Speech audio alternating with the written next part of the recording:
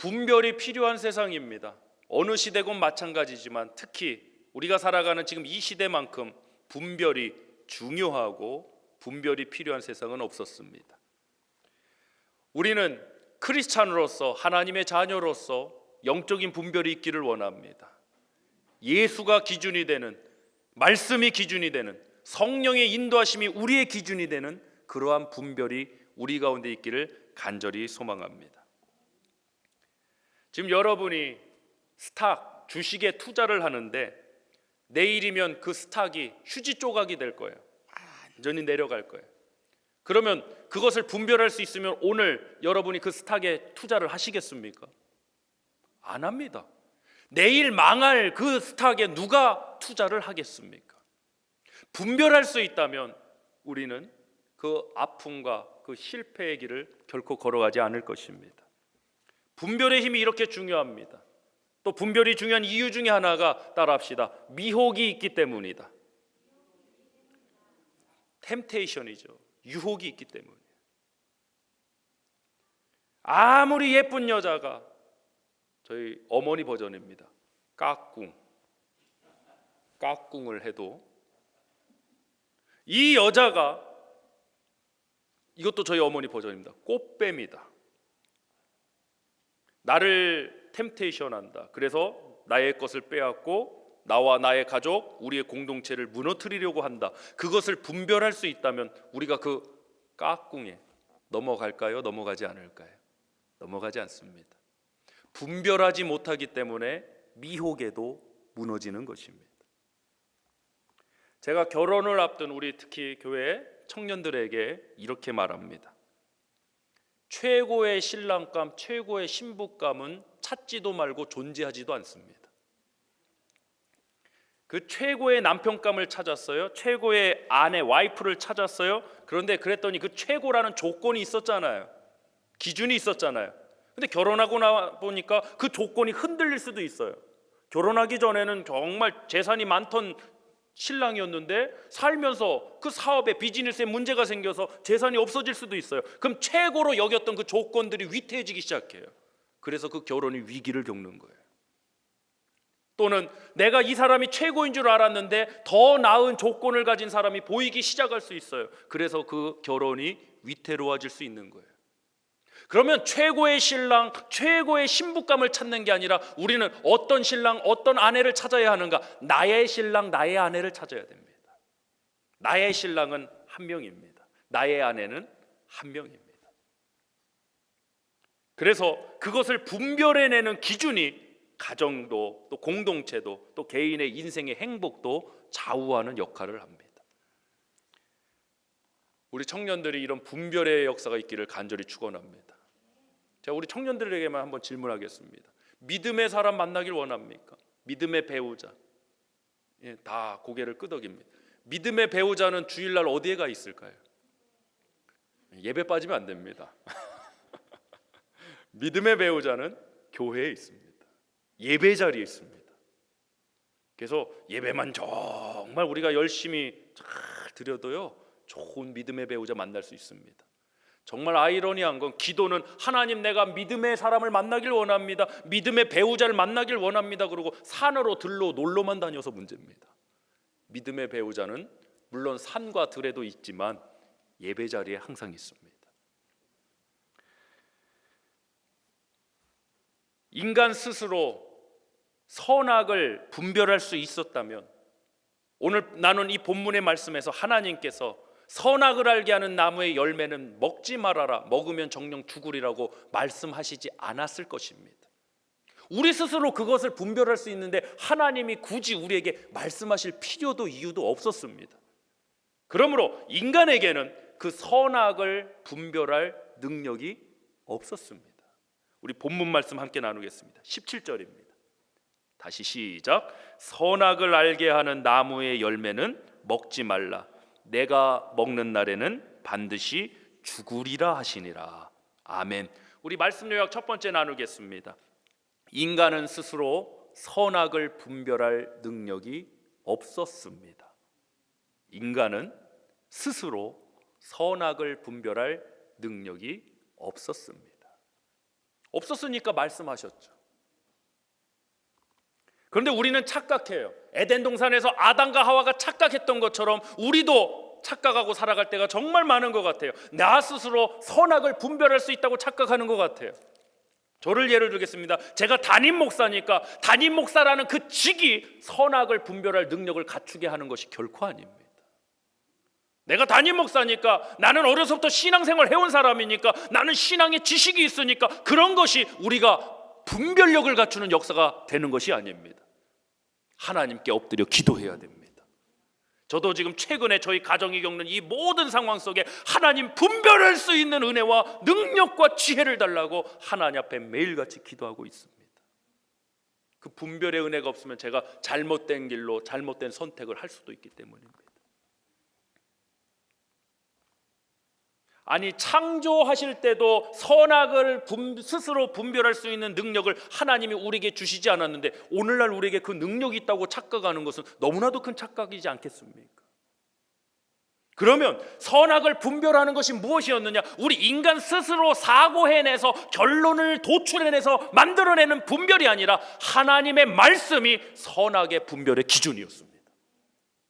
선악과 먹지 말라, 먹으면 정녕 죽으리라고 하신 그 말씀이 선악의 분별의 기준이었습니다. 그 존재에 따라서 또 가치관에 따라서 이 분별은 기준이 있어야 합니다. 분별의 기준이 다 다릅니다. 우리가 스스로의 가치관을 알아보는 질문이 있습니다. 칠판이 있으면 설명하기 더 좋은데요. 예를 들어서 블랭크 가로 열고 땡땡이 최고다. 요 가로 이 블랭크에 들어가는 걸 한번 생각해 보세요. 돈이 최고다라고 하는 사람은 그 가치관에 무엇이 있을까요? 돈입니다. 건강이 최고다라고 말하는 사람은 건강. 아이 뭐니 해도 명예가 최고지. 그건 명예의 가치관을 가지고 있습니다. 우리 크리스찬은 이 가치관이 달라졌습니다. 예수가 최고다. 아멘. 따라합시다. 예수가 최고다. 그것이 우리의 가치관이고 분별의 기준이 되는 겁니다. 돈이 최고다라는 가치관을 가진 사람은 돈에 따라서 분별을 합니다. 돈 많은 사람은 우와, 돈 없는 사람은 우. 그 가치관에 따라서 분별의 기준이 나오는 것이죠.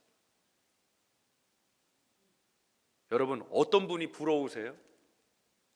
저는 정말 부러운 분들이 있어요. 어떤 분들이냐? 그 어려운 시련의 현장에서도 믿음을 잃지 않고 묵묵히 주님의 길을 걸어가셨던 그분들, 힘들고 어려움에도 무너지지 않고 하나님을 의지해서 묵묵히 살아가셨던 분들, 특히 우리 한인 1세대 우리 성도님들을 진심으로 제가 존경하고 닮고 싶습니다. 저희 세대도 뭐 어려움을 겪지 않은 세대지만 뭐 각자의 나름 이렇게 전체적인 걸 말씀드리는 겁니다. 특히 저희 밑에 우리 청년들 세대, 또 그 아래 저희 딸과 같은 이 세대들은요, 정말 질문하면요 정말 저희와 다른 답이 나올 때가 있어요. 한국 초등학교 시험 문제랍니다. 이렇게 물었습니다. 콩, 쌀, 보리와 같은 것을 사려면 어디로 가야 합니까? 그랬더니 아이들 답이 이것이었습니다. 이마트. 이게 저희 세대도 상상 못할 답이었습니다. 근데 정말 정답이죠. 왜? 아이들은 마트밖에 가보지 않았으니까 마트에 가면 그것을 살 수 있어요. 근데 저희들만 해도 쌀찜, 양 이런 답이 나왔었어요. 저희도 벌써 올드 세대인 것 같아요. 또 하나 재미난 건요, 이게 초등학교 시험 문제였습니다. 옆집에서 아주머니가 새로 이사를 오셔서 떡을 가지고 우리 집에 오셔서 초인종을 누르시면 내가 뭐라고 인사를 해야 됩니까? 라는 질문이었습니다. 뭐라고 인사해야 됩니까? 옆집 아주머니가 새로 이사 오셔서 떡을 가지고, 이사떡이죠? 우리 집에 오셔서 초인종을 누르셨어요. 그럼 우리는 뭐라고 인사하죠? 감사합니다, 안녕하세요. 근데 한 초등학생의 답은 이것이었습니다. 떡 안 사요. 떡 안 사요. 또 저희 아이들이 실제로 한국에서 이렇게 교육받았습니다. 어렵게 무거운 짐을 들고 가시는 어른이 계시면 어떻게 해야 되느냐? 저희 어릴 때만 해도 도와드리라고 배웠습니다. 저희 아이들은 지금 그렇게 배우지 않습니다. 주변에 어른들이 아무도 없어요. 절대로 도와드리면 안 된다고 배웁니다. 위험한 일들이 있을 수 있기 때문이죠. 세상이 그렇게 달라졌어요. 분별의 기준도 다 달라요. 근데 우리는 예수 그리스도 안에서 머리 대신 예수 그리스도를 통한 우리는 한 몸, 한 지체입니다. 그러므로 우리는 분별의 기준이 명확하고 확고해야 됩니다. 하나님 말씀을 제쳐두고 구제하는 일에 빠졌던 초대교회, 구제하는 일이 나쁜 게 아니잖아요. 근데 구제하는 일에 빠졌어요. 하나님 말씀을 제쳐뒀어요. 그때 사도들을 통해 그 교회가 건강성, 중심을 회복합니다. 그것이 옳지 않다는 거예요. 기준이 있어야 돼요. 기준이 분명한 교회는 건강할 수 있어요. 근데 그 기준이 담임 목사의 어떤 목회 철학이나 이런 것도 돼서는 안 돼요. 저도 흠이 있고 오류가 있는 사람이기 때문에 절대로 그럴 수 없어요. 제가 하는 것이 그 분별의 기준이 되면 안 돼. 오직 주님만이, 주님의 말씀만이 우리 교회에 확고하고 분명한 분별의 기준이 되길 원합니다. 구약 성경에 사사기가 있습니다. 이 사사기에 수많은 사사들이 나옵니다. 이스라엘 왕정 통치 초대 왕이 사울이고요. 그 이전에 사사들을 통해서 이스라엘이 치리되었습니다. 이 사사 시대를 이렇게도 말합니다. 영적 암흑기라고 그럽니다. 사사 시대를 영적 암흑기라고 그럽니다. 그럴 만도 한 것이 야훼 신앙을 무너뜨리고 종교 다원주의, 혼합주의의 온갖 타락한 모습들이 그 시대에 나옵니다. 사사 중에 또 생각나는 사람이 삼손이군요. 드릴라의 깍꿍을 못 이겨갖고. 힘의 근원이 뭡니까? 내 머리카락입니다. 미용실도 잘 다녀야 됩니다. 까딱하면 힘을 잃습니다. 그 머리카락을 결국에 잘려버렸죠. 그리고 눈이 뽑히고. 그 시대의 사사 시대의 영적 암흑기. 그래서 사사기의 맨 마지막 장 마지막 절인 사사기 21장 25절은 그 시대를 향해 이렇게 말씀합니다. 우리 함께 나눠보겠습니다. 사사기 21장 25절입니다. 시작. 그때에 이스라엘의 왕이 없으므로 사람이 각기 자기의 소견에 옳은 대로 행하였더라. 자 보세요. 각자 자기 소견에 옳은 대로 행했다는 건 무엇에 관한 말씀입니까? 분별입니다. 분별. 가장 영적으로 타락한 어둠의 시기 암흑기의 특징 중 하나가 뭐냐? 분별의 기준이 누가 됐다는 거예요? 각자 자기가 됐다는 거예요. 여러분, 신은 하나님 한 분밖에 없습니다. 그러나 우리가 만들어낸 우상 중에 가장 강력한 신이 어떤 신인지 아십니까? 바로 자기 자신입니다. 자기 자신이 기준이 되어서 자기 소견에 옳은 대로 행했던 시대가 가장 영적으로 어두웠던 시기 사사기였습니다. 또 한 가지, 이 땅에 홍수 심판이 있었습니다. 어떤 인물이 생각나시죠? 노아입니다. 노아는 하나님 말씀대로 방주를 지어서 그와 그의 가족과 동물들이 구원을 받았습니다. 근데 그때 세상에 죄악이 간영했다고 가득 찼다고 그럽니다. 그럼 그 시대의 성경은 뭐라고 기록했는가? 우리 창세기 6장 2절 말씀 함께 또 나눠보겠습니다. 시작. 하나님의 아들들이 사람의 딸들의 아름다움을 보고 자기들이 좋아하는 모든 여자를 아내로 삼는지라. 자, 영적 암흑기 사사기와 또 심판받을 수밖에 없었던 그 노아 시대의 특징이 정확히 일치합니다. 분별의 기준이 누가 되었다는 거죠? 자기 자신이 되었다는 거죠. 그럼 이 시대는 별반 다르냐? 저는 그렇지 않은 것 같아요.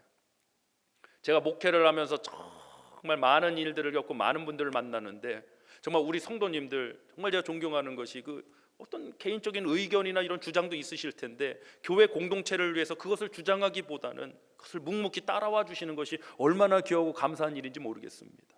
근데 간혹 꼭 자기 주장대로 해야만 된다는 그런 분들이 있어요. 그걸 뭐라고 그러냐? 죄송하지만 누가복음이 아니라 내가복음이라고 그럽니다. 따라합시다. 누가복음이 아니라 내가복음. 조금 강도를 올리겠습니다. 누가복음이 아니라 지가복음. 또 하나 하겠습니다. 요한복음이 아니라 요상한복음. 누가복음, 요한복음 읽어야죠. 묵상해야죠. 근데 말씀은 보는데 공동체 안에서 실제 삶의 현장에서는 내가 복음, 지가 복음, 요상한 복음하고 있으니 문제 아닙니까? 그 왜 그럴까요? 분별의 기준이 자기 자신이라 그래. 예배를 드려도 그것이 변화되지 않는 거예요. 예배를 드리고 성경 공부를 하고 기도를 하고 교회 봉사를 하는데 정작 삶의 현장의 분별의 기준은 아직도 자기 자신인 거예요. 그래서 로마서 12장 2절 말씀에서는 이렇게 말씀합니다. 너희는, 따라합시다. 너희는 이 세대를 본받지 말고 오직 마음을 새롭게 함으로 변화를 받아 하나님의 선하시고 기뻐하시고 온전하신 뜻이 무엇인지 분별하도록 하라. 그 위에 로마서 12장 1절에는 이것이 너희 몸을 거룩한 산제사로 드리라, 이것이 너희가 드릴 영적 예배니란 말씀이 나옵니다. 영적 예배자, 정말 하나님이 기뻐 받으시는 영적 예배자의 특징이 무엇입니까? 마음을 새롭게 함으로 변화를 받아. 그럼 그 마음이 어떤 마음이냐? 분별의 마음, 분별의 가치관이 달라지는 것입니다. 이전에는 돈이 기준이 되고 이전에는 자기 자신이 기준이 되었던 그 분별을 가지고 살았던 사람이 이제는 하나님이 기준이 되고 말씀이 기준이 되어 분별하며 살아가는 그러한 존재가 되는 것입니다. 우리 가스펠 영락교회가 그러한 분별의 공동체가 되길 다시 한번 소망하고 축원합니다. 우리 다시 본문 16절로 17절 말씀 합독하겠습니다. 시작. 여호와 하나님이 그 사람에게 명하여 이르시되 동상 각종 나무의 열매는 내가 임의로 먹되 선악을 알게 하는 나무의 열매는 먹지 말라. 네가 먹는 날에는 반드시 죽으리라 하시니라. 아멘. 말씀 요약 두 번째 나누겠습니다. 하나님 말씀이 분별의 기준입니다. 이것이 창조의 역사였습니다. 하나님 말씀이 분별의 기준입니다. 우리가 살아가는데 분별의 힘이라는 것이 이렇게 너무나도 중요한 것이에요. 근데 우리가 착각하는 것이 나 스스로 그 분별할 수 있다라고 착각하는 거예요. 여러분, 그것이야말로 진정한 교만입니다. 그 교만 때문에 선악과 타락의 문제가 생겼습니다. 오늘 이 시대도 수많은 미혹들이 있습니다. 교회 공동체를 무너뜨리고 가정을 무너뜨리고 영혼을 무너뜨리고 할 수만 있으면 택한 자들도 미혹하려는 저 마귀 사탄의 미혹이 분명히 존재하고 있습니다. 분별해야 합니다. 분별의 영이 우리 가운데 있길 원합니다. 분별의 기준이 우리 삶 가운데, 우리 성도님들 신앙 가운데 있길 원합니다. 자기 자신도 아니요 누구의 조언도 아닌 하나님의 말씀이 우리 공동체의 기준이 되길 원합니다. 하나님 말씀 나누겠습니다. 고린도전서 2장 10절로 14절 말씀입니다. 시작. 오직 하나님이 성령으로 이것을 우리에게 보이셨으니 성령은 모든 것 곧 하나님의 깊은 것까지도 통달하시느니라. 사람의 일을 사람의 속에 있는 영 외에 누가 알리요? 이와 같이 하나님의 일도 하나님의 영 외에는 아무도 알지 못하느니라. 우리가 세상의 영을 받지 아니하고 오직 하나님으로부터 온 영을 받았으니 이는 우리로 하여금 하나님께서 우리에게 은혜로 주신 것들을 알게 하려 하심이라. 우리가 이것을 말하거니와 사람의 지혜가 가르친 말로 아니하고 오직 성령께서 가르치신 것으로 하니 영적인 일은 영적인 것으로 분별하느니라. 육에 속한 사람은 하나님의 성령의 일들을 받지 아니하나니 이는 그것들이 그에게는 어리석게 보이며 또 그는 그것들을 알 수도 없나니 그러한 일은 영적으로 분별되기 때문이라. 아멘. 그러니까 우리 세상과 우리 삶 가운데는요, 돈과 세상의 가치관과 기준으로 분별할 수 없는, 영적으로 분별할 수밖에 없는 그러한 일들이 있습니다. 사랑하는 성도 여러분, 우리 분별하여 승리하길 주님으로 축원합니다. 한국에서 5년 전인가요? 아주 떠들썩했던 그 큰 사건이 있었습니다. SBS 방송국에서도 집중 취재했던 사건입니다. 뭔지 아십니까? 이 지역인 것 같아요. 우리 캘리포니아 남가주 지역의 한 여자 전도사님이 환상을 봤어요. 뭐냐? 남한과 북한이 전쟁을 한다는 환상을 봤어요. 그것도 그 해. 그래서 대한민국에 와갖고 그 간증을 하는데 어마어마한 막 물결을 일었어요. 많은 교회들이 그분을 초청해서 그의 간증과 그의 예언을 듣고 그랬어요. 뭐 그것까진 그럴 수 있다고 생각해요. 그런데 문제는 뭔지 아세요? 그 간증을 들은 수많은, 전부는 아닙니다. 그 간증을 들은 수많은 크리스찬들이 다 어떻게 했냐? 중국으로, 베트남으로 다 도망가 버렸습니다. 그 해에. 설령 그 예언이 사실이 아니었죠. 설령 그 예언이 사실이라고 해도 우리가 그것을 가지고 조국과 우리 교회와 우리 교회 공동체 사람들을 버리고 해외로 도망가라고 하나님이 그 분별을 주셨을까요? 저는 그렇게 생각하지 않습니다. 나라를 위해 기도하라고, 그 예언이 정말 맞는 예언이었다면 나라와 민족을 위해 기도하라고 하나님이 그 예언 주셨을 거라고 생각합니다. 근데 그 분별을 받아들이고 나타난 행동 중에 하나가 많은 분들이 중국으로, 저 베트남으로, 저 필리핀으로 많은 분들이 저는 도망갔다라고 생각합니다. 도망가셨습니다. 그리고 그 해가 지나서 겸엄쩍게 다시 한국으로 돌아오셨습니다. 분별의 문제죠. 여러분, 우리 스스로 분별할 수 없습니다. 하나님 앞에 나의 삶을 드린 영적 예배자로서 변화를 받아 분별하고 하나님의 말씀과 성령의 인도하신 가운데 분별하는 우리 교회 공동체가 되기를 주님으로 축원합니다. 야고보서 1장 16절로 17절 말씀 한번 나눠보겠습니다. 합독하겠습니다. 시작. 내 사랑하는 형제들아, 속지 말라. 온갖 좋은 은사와 온전한 선물이 다 위로부터 빛들의 아버지께로부터 내려오나니 그는 변함도 없으시고 회전하는 그림자도 없으시니라. 아멘. 사랑하는 형제 자매 여러분, 속지 마십시오. 온전하고 완전한 것은 하나님 아버지께로부터 내려오는 것입니다.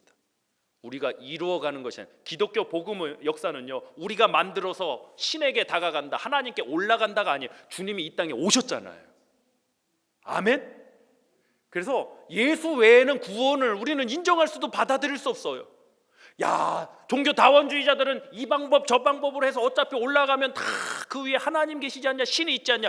기독교 복음은 올라가는 게 아니에요. 거기서 만나야 될 그 신이 이 땅에 오셨습니다. 그분이 바로 예수 그리스도이십니다. 그 예수를 믿어야만 구원받습니다. 그 예수 그리스도가 우리의 분별의 기준입니다. 마지막으로 이 한 가지 에피소드를 말씀드리겠습니다. 과거에 이제 한국에 6.25 전쟁이 있었죠. 6.25 전쟁이 있을 때 이제 북측에서 이제 남한으로 피신을 오는데, 뭐 흥남부두 사건은 우리 성도들 잘 아실 것이고요. 그 외에도 여러 뭐 조그만 배고 뭐 어떤 배든지 타고서 막 내려왔어야 됐어요. 근데 배를 타고 내려오다가, 이건 잘 알려지지 않은 사건이에요. 그게 이제 미군의 배였어요. 그 배를 타고 철수해서 쫙 내려오는데요, 배가 이제 조난당하게 생긴 거예요. 물이 들어오기 시작했어요. 그러니까 빨리 탈출을 해야 되는데 이게 세이프 자켓, 구명조끼가 충분하지 않은 거예요. 근데 그 배에서 이제 크리스찬이셨어요. 그 배 이제 선장이, 캡틴이 다 그것을 이제 주관하고 있었어요. 근데 누군가는 이 구명조끼를 못 입을 거 아니에요. 부족하니까. 그래서 간부들부터 이제 탈출하고 이제 밑에 이제 일반 사병들이 이제 탈출해야 되는데 사병들이 조끼가 없어요. 그래서 물어봤대요. 이 신실한 크리스찬인 이 캡틴이 물어봤대요. 너 크리스찬이니? 아유 크리스찬? 너 예수 믿니? 그랬더니 그 조끼가 없는 사병이 그랬대요. 나 예수 믿지 않습니다. 그럼 우리는 이런 상황에 우리 구명조끼를 그에게 벗어줘야 됩니까? 예수 믿지 않는 사람이니까 벗어줘야 됩니까? 아니면 예수 믿는 내가 이거 구명조끼 입고 내가 살아야 됩니까? 우리 어떻게 해야 되나요? 저 굉장히 고민 많이 했어요. 일단 살고 보자가 가까울 것 같은데. 이렇게 하셨대요. 잘 들어보세요. 그 캡틴이 그랬답니다. 너 예수 믿지 않느냐? 믿지 않습니다. 그럼 이 구명조끼를 입고 너 살아라. 그리고 예수 믿어라. 나는 어차피 예수 믿고 구원받아 천국 가니 너는 반드시 예수 믿고 천국 가야 되니까 너는 반드시 살아라. 그리고 자기의 구명조끼를 벗어서 줬답니다. 할렐루야. 속으로 그래도 내가 먼저 살아야지 하셨던 분들은 정말 회개 열심히 하시길 바랍니다. 야, 놀랍지 않나요? 그 상황의 분별의 기준이 자기 자신, 나의 목숨이 아닌 영혼의 구원이 되셨던 거예요. 그래서 나의 구명조끼마저도 벗어주면서 너가 살아서 반드시 예수 믿어라. 그 이야기는 모르겠습니다. 그런데 제 추측건데 그분이 살아서 예수 그리스도 반드시 믿었을 거라고 저는 믿습니다. 여러분, 분별의 기준이 자기 자신이 된 이 이거, 이기주의, 개인주의, 이 세상에서 정말 이런 아름다운 스토리, 이러한 스토리들이 영혼을 살리고 세상을 변화시키는 역사 아니겠습니까? 인류의 역사를 보십시오. 이기적인 사람이 그 누가 세계를 변화시켜 나갔습니까? 전쟁만 일으켰죠. 지금도 저 아프가니스탄에서는 어찌 된 일인지 세상에 대통령이라는 사람이 먼저 도망갔다고 하는 거 아닙니다. 이건 토낀 겁니다. 토낀 거. 세상에 백성들이, 국민들이 어떻게 되는지도 모르고 자기만 혼자 먼저 해외로 빠져나간단 말입니까? 어떻게 이러한 일이 있을 수 있습니까? 목숨 걸고 같이 지켜야죠. 싸워봐야죠. 미국이 20년 동안 지켜줬는데 미군이 철수하자마자 세상에 어떻게 나라가, 어떻게 그 일주일, 2주일 만에 나라가 어떻게 그렇게 탈레반한테 뺏길 수 있단 말입니까? 이거는 정말 상상도 할 수 없는 일입니다. 그렇다고 무기가 없었나? 세계에서 제일 좋은 미군의 무기, 장비를 가지고 있었답니다. 근데 싸워볼 생각도 의지도 안 한 겁니다. 벌써 사령관이 저렇게 탈출하는데 누가 싸우겠습니까? 그 땅을 위해 여러분 기도해 주십시오. 우리와 종교는 다릅니다. 무슬림들입니다. 근데 그 땅에 수많은 여인들이 직접 나라를 지키겠다고 총을 들었다고 합니다. 탈레반은 그 여성에 대한 잘 아실 겁니다. 정말 끔찍하죠. 근데 그 나라를 지키기 위해서 여성들이 총을 들고 섰다고 그럽니다. 우리가 종교가 다르지만 그 땅에 더 이상 희생이 사라지고 하나님의 은혜와 평강이 임하길 기도하겠습니다.